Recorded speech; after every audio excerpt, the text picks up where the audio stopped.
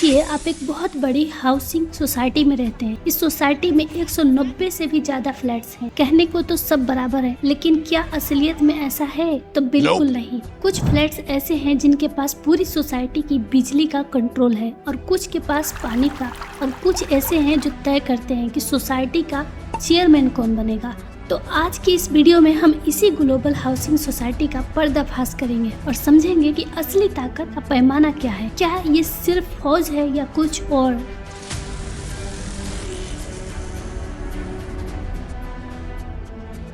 सबसे पहले आते हैं लेवल 1 के खिलाड़ी पर। ये वो लोग हैं जिनके बिना सोसाइटी का पत्ता भी नहीं हिलता। अमेरिका के पास वो ताकत है जिसे हम एक्सोर्बिटेंट प्रिविलेज कहते हैं। पूरी दुनिया का बिजनेस डॉलर में होता है। अगर अमेरिका आज सेक्शन लगा दे तो किसी भी देश की इकोनॉमी घुटने पर आ सकती है। ऊपर से silicon valley, Apple, Google, Nvidia, आज आप जो एआई देख रहे हैं उसका रिमोट कंट्रोल अमेरिका के पास है। दूसरे नंबर पे आता है चीन। लेकिन रुकिए, अमेरिका भी चीन के बिना अधूरा है। चीन दुनिया की किराना स्टोर जैसा है। अगर कल चीन ने शटर गिरा दिया तो आपके हाथ में आईफोन नहीं होगा और न ही बुखार की दवा।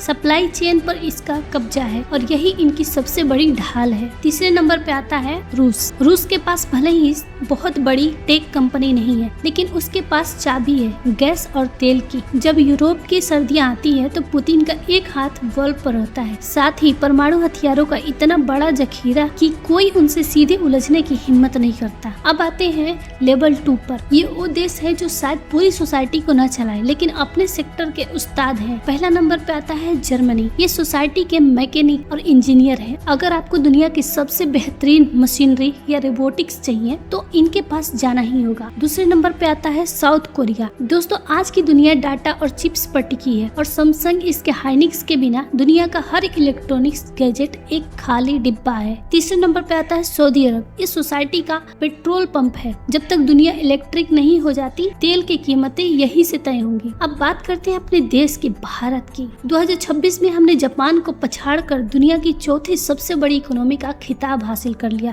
हमारी ग्रोथ रेट 6% से ऊपर है, जो चीन और अमेरिका से कहीं ज्यादा है। लेकिन यहाँ हमें थोड़ा ऑब्जेक्टिव होना पड़ेगा, क्योंकि सरफेस की हकीकत क्या है। पहले हम बात करते हैं भारत की ताकत पर। तो हमारे पास दुनिया की सबसे युवा आबादी है। यूपीआई और डिजिटल इंफ्रास्ट्रक्चर में हमने अमेरिका तक को पीछे छोड़ दिया है। हमारा स्पेस प्रोग्राम इसरो दुनिया के लिए एक मिसाल बन गई है। लेकिन वहीं पर बात आती है कमजोरी की। यहाँ आता है ट्विस्ट। हमारी जीडीपी तो बड़ी है, लेकिन पर कैपिटा इतना कम है कि सोच भी नहीं सकते। जमीन आसमान का फर्क है। और हम अमीर देश तो बनते जा रहे हैं, पर क्या हमारे नागरिक भी उतने ही अमीर हैं? अब बात करते हैं डिपेंडेंसी की। हम कहते हैं हम आत्मनिर्भर हो रहे हैं, लेकिन आज भी हमारी दवाओं का 40% कच्चा माल और हमारी फौज का 60% हथियार दूसरों पर निर्भर है। आप उस कहानी से यहाँ रिलेट कर सकते हैं कि मकान तो हमारा है, पर चाबी अभी भी बाहर है। तो दोस्तों, असली ताकत क्या है? क्या ये सिर्फ बड़े बड़े नंबर हैं? तो जी नहीं। असली ताकत वो है जब दुनिया आपको इग्नोर ना कर सके। आज भारत एक दौड़ता हुआ घोड़ा तो है, लेकिन हमें जंगल का शेर बनना है। सर्कस का शेर वो है जो ताकतवर तो है, लेकिन रिंग मास्टर के इशारे पर नाचता है। जंगल का शेर वो है जो अपने नियम खुद बनाता है। जिस दिन मेड इन इंडिया चिप्स दुनिया के हर फोन में होंगी और रुपया ग्लोबल ट्रेड की भाषा बनेगा, उस दिन हम असल मायने में विश्व गुरु कहलाएंगे। आपको क्या लगता है? क्या भारत अगले 10 सालों में लेवल 1 की लीग में शामिल हो पाएगा, या हमारी जनसंख्या ही हमारे लिए बोझ बनकर रह जाएगी? अपनी राय नीचे कमेंट्स में जरूर बताएं। अगर वीडियो पसंद आया हो तो लाइक करें। आपका एक लाइक